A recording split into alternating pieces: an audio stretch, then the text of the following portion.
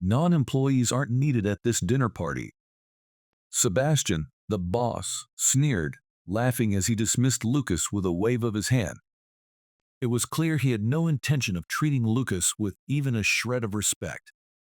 But just when it seemed like Lucas had no choice but to walk away in defeat, someone unexpected intervened, setting the stage for a surprising turn of events that Sebastian never saw coming.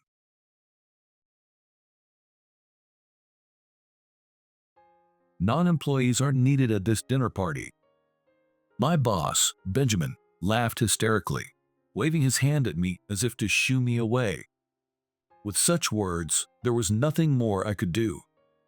All right, I'm leaving then. With that, I left the restaurant. But soon, an unexpected person called out to me. As a result, Benjamin was summoned to the CEO's office the next day and was faced with a decisive outcome. My name is Lucas Cooper. I'm 38 years old, and lately, I've started to notice a bit of weight around my belly. The reason for my expanding waistline lies in my profession. You see, I work for a food manufacturing company, and since I'm in the development department, I naturally have more opportunities to taste food compared to the average person. Additionally, not just at work, but in my daily life, I have a hobby of trying out different foods.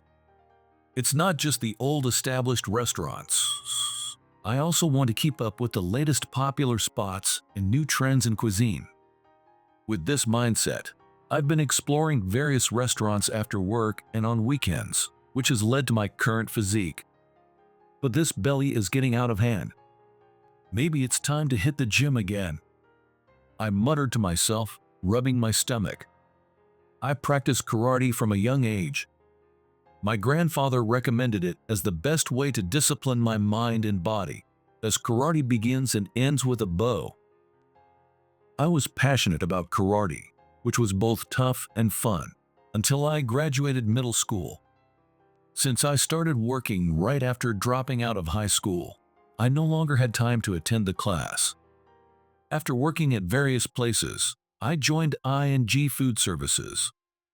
It was a new challenge in my 30s, but I finally got assigned to the development department, and I even contributed to some hit products. After working in the development department for a few years, I was transferred to the sales department. I was ready to work hard in my new department, but an unexpected adversary was lurking within the company. Though I had already spent several years in the development department, moving to sales meant starting over as a rookie. Naturally, I felt a bit uneasy about working alongside much younger employees.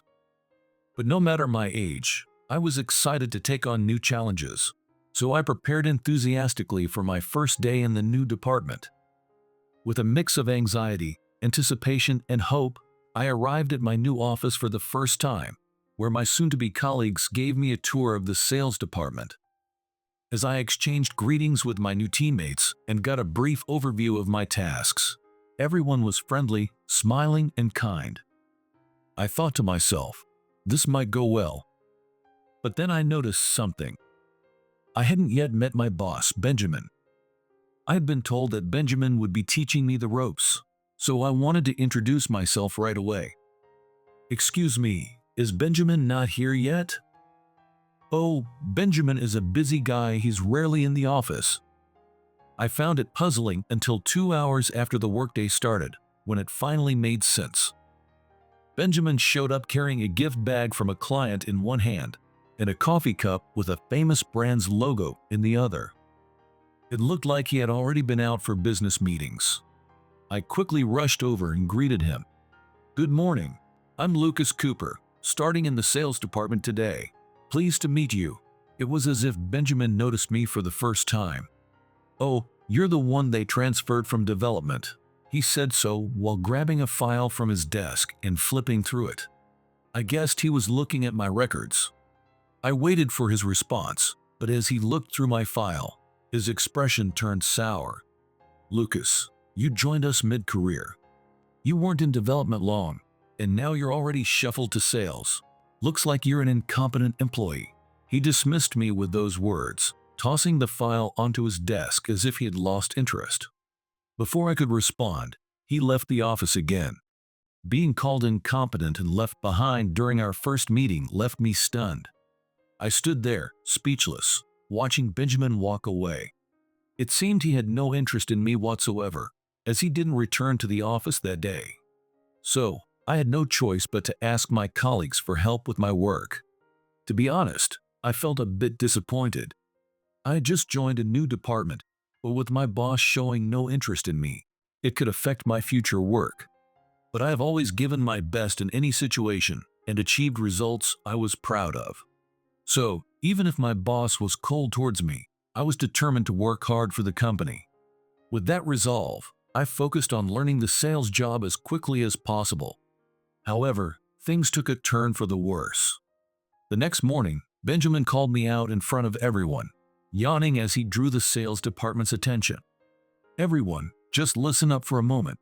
This is Lucas, who's been assigned to the sales department starting today.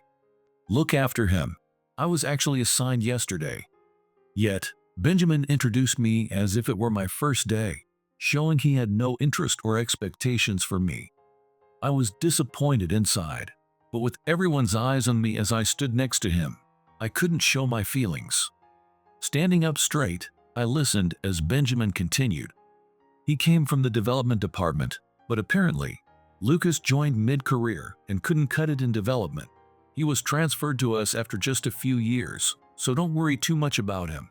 The employees, influenced by Benjamin's dismissive introduction, started giggling. And so, I was introduced to everyone in a very offhand manner. I couldn't believe that my colleagues would treat me so carelessly. I stared at Benjamin in disbelief, but he just returned to his desk, looking annoyed. In hindsight, I should have stood up for myself then.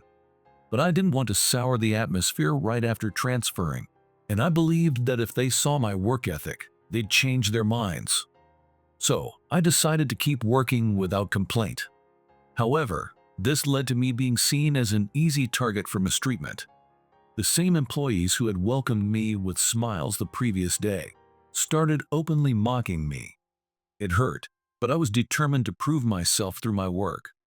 I hoped that as we worked together, we'd slowly build better relationships. With that mindset, I resolved to give my all. But things didn't go as planned. In fact, I felt even more alienated. The cause? Once again, Benjamin. He seemed to think I was someone he could harass without consequence. Instead of assigning me meaningful tasks, he gave me menial chores like making copies and watering the office plants. One day, during a casual conversation at work, people started sharing memories from high school and college. My colleagues enthusiastically talked about their experiences at school festivals and their activities in university clubs. Then, Benjamin turned to me and asked, "So, Lucas, what did you do during your school days?" "Oh, I started working after dropping out of high school, so I don't have any high school or college memories." The moment I said that, everyone burst into laughter. "Seriously, a middle school graduate in this day and age? How did you even get hired at our company with just a middle school education? You're more like a part-timer than a regular employee." Benjamin's words made everyone laugh loudly, pointing at me and mocking me. From that day on, I was treated like a part-time student employee. It would be a lie to say it didn't hurt, but this was my workplace. I endured being belittled and kept working. However, things took a turn for the worse at the company-sponsored dinner party. This annual event was meant to foster camaraderie among employees. But I had been overloaded with extra work by Benjamin and my colleagues, making it impossible for me to finish in time to join the dinner. Still, I didn't want to miss this chance to bond with my coworkers, so I worked tirelessly to get everything done. On the day of the dinner, I was given a mountain of paperwork, but managed to finish just in time to attend. "What? Finished already, Lucas? You're not slacking off, are you?" I completed my work. I really wanted to attend the dinner, so I pushed myself to finish on time. Benjamin frowned for a moment, but quickly covered it with a smile. "Really? I understand your eagerness. After all, today's dinner is at the famous DG, a high-end restaurant that opened a few years ago, was notorious for being hard to get a reservation. Like me, who had always wanted to visit as a customer. Benjamin seemed very excited about it. "I've been there many times, but you've probably never even seen the sign, Lucas. This is a once-in-a-lifetime opportunity to enter such a fancy place, so take it all in." As we entered, the elegant decor and luxurious tableware elicited gasps of amazement from everyone. The atmosphere was set by the white-haired chef, who exuded an air of meticulous craftsmanship, greeting us in his pristine white uniform and hat. Even Benjamin stopped talking and followed the hostess to our seats. On the way, Benjamin suddenly turned to me. "Lucas, you've been doing a good job, so I'll give you special treatment." "Special treatment?" Benjamin pushed me, directing me towards a door at the back of the restaurant. My colleagues watched in confusion as I exclaimed, "Wait a minute. This is the back door, isn't it? Why are we going outside?" "Exactly. Lucas, you haven't been doing your job properly, so you can't dine with the rest of the employees." With that, Benjamin opened the back door and shoved me outside. "You've only been doing menial tasks. You'd feel out of place eating with the real employees. Go find somewhere else to eat by yourself." "What? I want to get along with everyone. Let's have dinner together," I pleaded with my coworkers, but they all avoided eye contact. Instead of stopping Benjamin's outburst, they were eager to start eating. "Benjamin, our seats are over here. Let's start eating." "Yeah, let's enjoy the famous cuisine tonight." Watching them sit down without me, I couldn't suppress my disappointment. I thought this dinner would be a chance to bond with them. Hearing the commotion, the worried chef approached Benjamin. "Excuse me, I can quickly set up another seat. Your companion is welcome to join the meal." "That's unnecessary. He doesn't deserve to join the dinner in the first place." But Benjamin just laughed off the chef's suggestion and waved me away dismissively. "Causing trouble for the chef shows you're unfit for this company." "Oh, but you're practically a part-timer. Non-employees aren't needed at this dinner party." After hearing that, there was nothing more I could do. "All right, I'm leaving then." With that, I left the restaurant. Through the closed back door, I could hear Benjamin and the others having a great time. Even though I decided to leave, I felt utterly miserable. At work, I was mostly assigned menial tasks like making tea and disposing of unnecessary documents. True, these tasks might not be as important as those assigned to other full-time employees, but I was only doing what Benjamin told me to do. Being treated like a part-timer because of that was unacceptable. He called me unfit for the job, but what about them? Ganging up to bully me, that's the real disgrace, both as adults and as human beings. As I muttered to myself, feeling a painful lump in my throat, I wiped my eyes with my hand. Suddenly, the back door opened again. Startled, I turned to see the chef, Dennis, standing there. He asked me if I was okay. He started speaking with a serious expression. "Do they always treat you like that?" "Well, yeah." I hesitated, then nodded vaguely. Dennis's eyes flashed with determination. "No matter the reason, such behavior is unacceptable. Evil deeds always face retribution, no matter how hard they try to hide them." With that preface, Dennis beckoned me closer and began speaking in a low voice.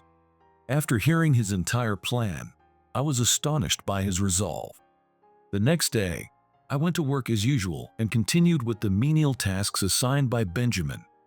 My colleagues seemed unable to forget about the day before, loudly proclaiming, "The food at that famous restaurant was amazing." With that, they smirked and watched my reaction. Benjamin didn't stop them.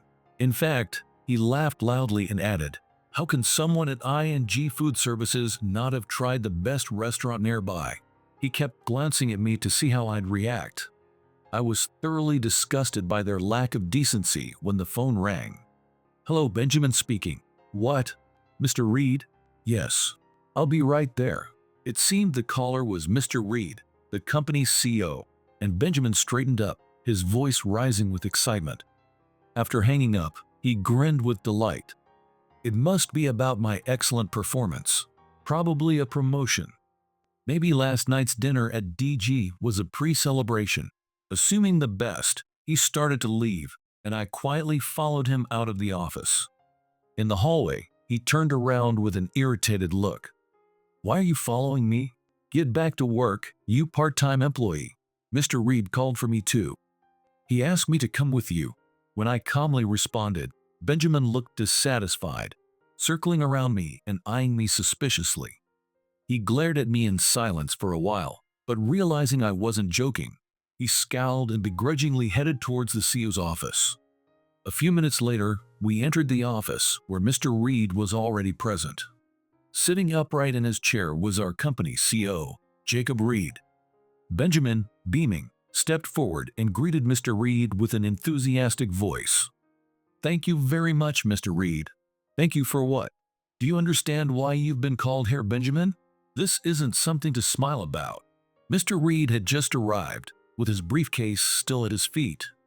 Yet his expression was pale, and he was sweating as he glanced between me and Benjamin. At Mr. Reed's stern reprimand, Benjamin finally snapped out of his self-serving delusion. Blinking rapidly, as if waking from a dream, he noticed the odd atmosphere in the room. There was another unexpected figure sitting comfortably on the sofa in front of Mr. Reed. As soon as Benjamin saw this person's face, he tilted his head in confusion. "Aren't you the owner of DG, the restaurant from last night? What are you doing here? Did you bring some takeout?" "Takeout? That's quite an idea. Maybe I'll consider it for the restaurant." Dennis laughed heartily, but Mr. Reed's face turned even paler. "Oh my God, Benjamin, do you even know who this person is? You can't speak to him like that." Well, it's good to know his true feelings. But let's put the jokes aside, I should dress more appropriately." Dennis then started taking off his white chef's coat. Underneath, he was wearing a high-quality suit that clearly signaled his status. He smoothed his hair after removing the chef's hat and turned to face us. As soon as Benjamin saw Dennis's real appearance, his eyes widened to their limits and his jaw dropped. He looked as if he'd seen a mythical creature, and in a barely audible voice, he asked, "Could it be that you are the former CEO, Mr. Lucas?" "That's right. I thought you might have forgotten my face, but it seems you remember." Lucas let out a low chuckle, and Benjamin couldn't tear his eyes away from him, though his gaze darted around nervously. And for a good reason. Dennis, the owner of the famous restaurant, was actually the former CEO of our company, Dennis Cooper. I handed this company over to Mr. Reed 15 years ago. I thought I'd long been forgotten. Not at all. You're the legendary CEO who built Cooper Foods, the predecessor of OMG Food Services, from the ground up. Despite the unexpected situation, Benjamin's eyes sparkled with excitement. "I joined this company because I admired you, Mr. Cooper. I didn't recognize you with such a different look. It's an honor to meet you in person. Being honored is fine, but it seems your attitude changes quite a bit at work. Last night at my restaurant, you seemed quite relaxed." With that pointed remark, Benjamin suddenly remembered his arrogant behavior from the previous evening. His face, which had been flushed with excitement, quickly turned pale, and he broke into a cold sweat. "Well, last night was a bit informal. It was a private setting. But why is the former CEO running a French restaurant?" Mr. Reed cast a bitter glance at Benjamin's transformation. With a sigh, Mr. Reed began to explain. Mr. Cooper was a chef originally. After founding the company, he retired and fulfilled his dream of opening a high-end French restaurant. Benjamin stood stunned for a moment, but then he decided to go all out to ingratiate himself. He forced a sycophantic smile and started flattering Dennis. "No wonder your restaurant is so popular. I was thrilled to dine there last night. I couldn't believe such delicious food existed. I'm glad you enjoyed it. However, there was one employee who didn't get to taste my cooking last night." At those words, Benjamin stiffened. He glanced nervously at me and began to sweat as he tried to explain. "You're referring to Lucas here. He felt unwell last night, so I sent him home early. Next time, I'll make sure he can enjoy your food with us. Is that true?" Dennis turned his gaze to me. Benjamin glared at me, his eyelid twitching, clearly signaling me not to say anything. I took a deep breath and responded clearly. "I would have loved to enjoy your cuisine, but Benjamin instructed me to leave. To him, I'm not an employee but a part-time worker. As I spoke honestly, Dennis nodded several times, and Mr. Reed rubbed his forehead, deep in thought. I could feel Benjamin's intense glare from the side, but I remained resolute, not turning to face him. The tension in the room grew as Benjamin's frustration became palpable. After a moment of silence, Mr. Reed finally spoke, his voice heavy. "Benjamin, I am considering disciplinary action against you. If you have any excuses, say them now." Disciplinary action. Yes, I did send Lucas home from the restaurant, but that's because he hasn't been performing adequately as a full-time employee. Benjamin, now pale, began to defend himself. Given that Dennis witnessed the event, he had no choice but to admit sending me away. However, he continued to give a seemingly valid reason for his actions. Lucas hasn't secured a single contract since joining the sales department. As his supervisor, I wanted him to use this setback as motivation to improve. That's because you've only assigned him menial tasks. That's what I heard. Dennis suddenly interjected, causing Benjamin to gape in shock. Wondering how Dennis knew about this, Benjamin stared at him wide-eyed. Casually, Dennis revealed the truth. "Even though I've stepped back from the front lines, I still keep an eye on the company. I've been hearing about the work situation from my grandson, who joined the company." "Grandson? Is Lucas your grandson, Mr. Cooper?" Benjamin began to tremble, looking back and forth between me and Dennis. "That's right. Dennis was my grandfather by blood. I want to stay young at heart. I won't let anyone call me Grandpa. At my grandfather's request, I've always called him Dennis instead of Grandpa since I was a child." Benjamin, pale-faced, glared at me with resentment, and then burst out in anger. "So that's why a high school dropout like Lucas got into a company like ours, and now you're punishing me unjustly because he's your family. That's not true. While your treatment of Lucas is indeed problematic, the main reason for your disciplinary action is the embezzlement of company funds." "What? How did you?" The harsh reality declared by Mr. Reed left Benjamin reeling, almost collapsing in shock. With a stern gaze at Benjamin, Mr. Reed continued, "I've heard everything from Mr. Cooper. You've been a regular at the high-end restaurant, DG, despite the high costs. And you've been submitting receipts every time." "I did get receipts, but they were for personal use, nothing more." Benjamin tried to defend himself, but it was clear he was in a dire situation. Sweating and breathing heavily, he looked desperate as I calmly presented the facts. "I've already investigated the expenses submitted by Benjamin. Even in just the past 6 months, we found numerous suspicious receipts." "But how did you find that out? Even if you're the former CEO's grandson, you're just a high school dropout and an incompetent employee." Benjamin glared at me with wide, furious eyes. I sighed and decided to finally tell him what I'd been holding back. "Benjamin, you seem to believe I'm a high school dropout, but that's not true. I did start working after dropping out of high school, but I later graduated from an online university while working. As the grandson of Dennis Copper, I had always wanted to work at my grandfather's company. To get practical experience quickly, I started working in the food industry right after dropping out of high school.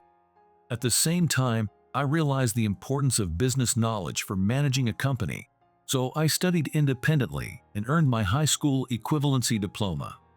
Then, I enrolled in an online university, studying diligently while working, and eventually graduated.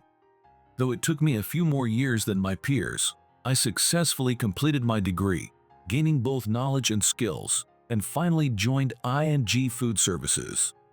I didn't want people to think I got in just because of my grandfather, so I took the formal entrance exams and got hired. I am a full-fledged employee, not a part-timer." As I calmly explained, Benjamin's face turned red with anger.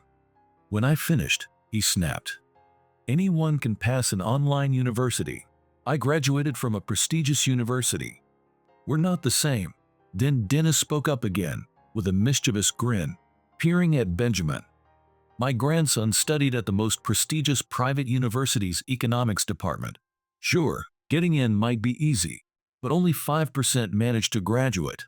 Graduating from an online university, where self-study is essential, is far more challenging than just getting in." I was determined to gain knowledge about business management, so I diligently read textbooks and submitted every report. If you're motivated, an online university offers the same opportunity to learn from top-tier professors as traditional courses. With their guidance, I steadily built up my knowledge. Hearing the name of the prestigious university I graduated from, Benjamin collapsed onto the floor, defeated. But the real discussion was just beginning. Since being assigned to the sales department, I've had concerns about Benjamin's work conduct. During an internal investigation, we discovered falsified receipts and other suspicious financial activities. I had thoroughly investigated Benjamin's actions. It turned out that although he rented an apartment near the office, he falsely claimed commuting expenses from his family home, inflating his travel reimbursements. Additionally, he used company funds for personal shopping and meals, and even demanded gifts from clients, all of which we have evidence for.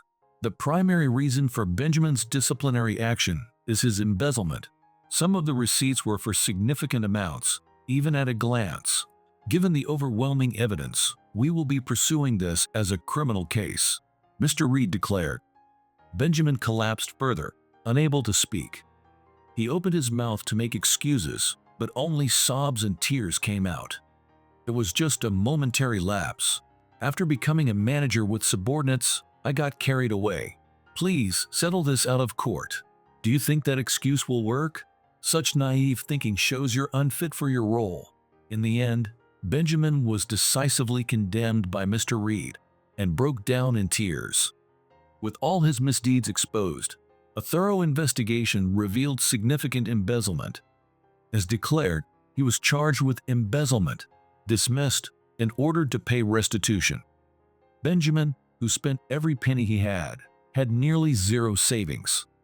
Unable to pay the restitution, he turned to his family, who reluctantly covered his debts, only to disown him in fury when they learned the full story. Afterward, Benjamin struggled to find another job in the same industry, but word of his actions had spread, and no one would hire him.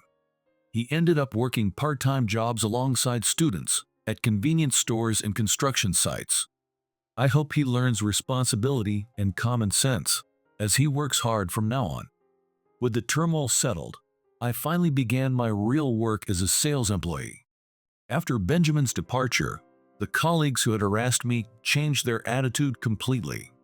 They started treating me like a regular colleague, offering help with work, and some even apologized directly, saying, "Sorry about how things were." The company didn't explain much, but the sudden absence of Benjamin likely clued them in. A few of the worst offenders who had sided with Benjamin watched me nervously for months, which I couldn't help but find a bit amusing. Still, I had no plans to retaliate against them. If they learned from this incident and reflected on their behavior, that was enough for me. If similar problems arise in the future, I'll address them properly. With that resolve, I continued to approach my work diligently. Mr. Reed expressed his desire for me to eventually take over the company. To be worthy of leading the company one day, I need to continue developing my skills. I know there will be many challenges and uncertainties ahead, but in those times, I plan to consult Mr. Reed, Dennis, and my now genuine colleagues for advice and support. And when others are in trouble, I aim to be someone who can lend a helping hand. I will keep striving, without giving up, to become a distinguished CEO.